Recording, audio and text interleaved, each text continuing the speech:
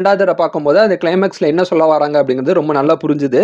ஒரு புத்திசாலித்தனமான ஒரு கிளைமாக்ஸ் வந்து படத்துல வச்சிருக்காங்க.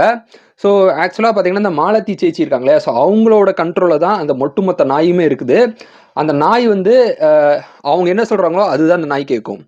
ஸோ அந்த மாதிரி பார்த்தீங்கன்னா, ஃபைனலா வந்து ஒரு மலேசியன் லேடி அவங்க தான் பார்த்தீங்கன்னா, ஒரு பெரிய லீடு வந்து இருக்குன்னு சொல்லலாம்.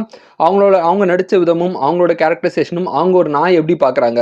ஒரு நாய் எல்லாருமே என்ன பண்ணுவாங்க, சங்கிலி கட்டி ரோட்ல சங்கிலி கட்டி தான் வளர்ப்பாங்க. ஆனா இவங்க அப்படி கிடையாது. நாய வந்து ஃப்ரீயா வளர்க்கணும்.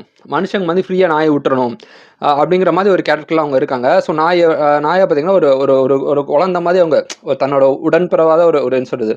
தன்னோட ஒரு குழந்தை மாதிரி அந்த நாய் எல்லாத்தையும் பார்த்துக்கிறாங்க. ஸோ அந்த அந்த நாய் வந்து ஃபுல்லாவே பார்த்தீங்கன்னா, அவங்களோட கண்ட்ரோல்ல தான் இருக்குன்னு சொல்லி ஃபைனல் கிளைமாக்ஸ்ல முடிச்சிருக்காங்க. குரேச்சன் வந்து இந்த மாலதி சேச்சிக்கு அவங்க பண்ண துரோகம் வந்து அவங்களுக்கு தெரிய வந்து, மாலதி சேச்சி எப்படி குரேச்சன பழி வாங்குறாங்க அப்படிங்கிறது பார்த்தீங்கன்னா, கிளைமாக்ஸ்ல வந்து